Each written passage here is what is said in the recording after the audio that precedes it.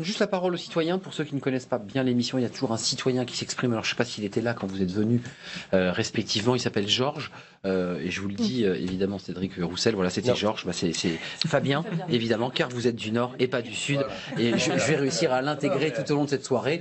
Fabien Roussel, vous êtes du Nord et vous êtes le bienvenu sur ce plateau. Georges, dites-nous sur le catalogue des mesures, parce que c'est vrai qu'il y avait ce débat entre le débat d'Emmanuel Macron et les mesures concrètes du Premier ministre. Vous vous y retrouvez, vous dites voilà, on va rentrer dans le concret, il y a le transfert du CICE qui va être transféré en allègement direct de charges, il y a les taux d'impôt sur les sociétés qui va être réduit, mais que dans plus tard, en 2022. Vous êtes en ligne avec toutes ces propositions ? Je suis en ligne avec les propositions, oui, mais je suis pas en ligne là. Il y a un décalage au niveau de l'image, hein, je voulais vous signaler. Hein. D'accord. Skype, il y a beaucoup de problèmes. Il y en a eu hier. C'est vrai. Donc je vais essayer quand même. Je salue Céline Calves, que j'ai eu l'occasion déjà de plus ou moins de défendre dans un des débats avec Monsieur Denaja là.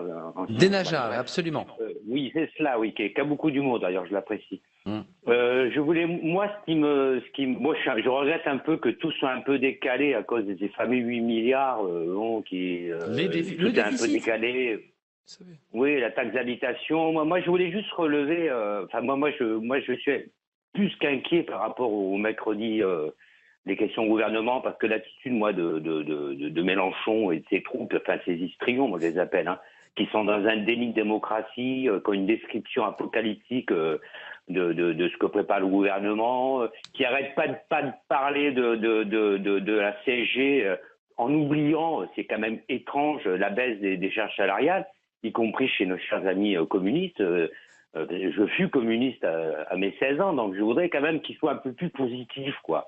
Parce que la ligne de Mélenchon, moi, franchement, je ne comprends pas cette attitude en tant que député, effronté, aucun respect finalement pour le rôle d'un député de la République. Enfin, Fabien Roussel, je ne me suis pas trompé, hein, du Nord, pour être précis, a bien dit tout à l'heure qu'ils étaient dans une posture constructive. Enfin, en tout cas, on n'a pas de représentant de la France insoumise. L'augmentation de l'allocation adulte handicapé, l'augmentation du minimum vieillesse sont des mesures qui vont dans le bon sens. Voilà, mais dans les mesures de compensation, il y avait la suppression de la taxe d'habitation en faisant peser des menaces sur nos communes. C'est repoussé, c'est repoussé dans 5 ans. Par contre, la hausse de la CSG, c'est pas repoussé. Hein.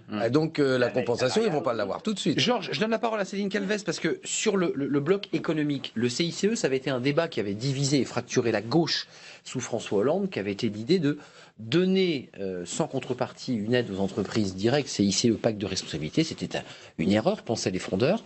Là, il y a un transfert. Le CICE se transforme directement, ça avait été annoncé pendant la campagne, en allègement de charges.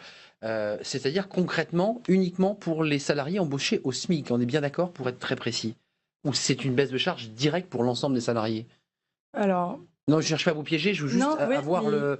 J'ai eu le sentiment qu'il y avait un ciblage sur les... Moi, c'est pas si ciblé, en fait. D'accord, donc on baisse les charges directement. C'est zéro charge sur le SMIC et les baisses. Et puis après, c'est zéro charge sur le SMIC et ensuite c'est proportionnel. Et c'est pour ça qu'il y aura 20 € de gain par mois pour un SMICard.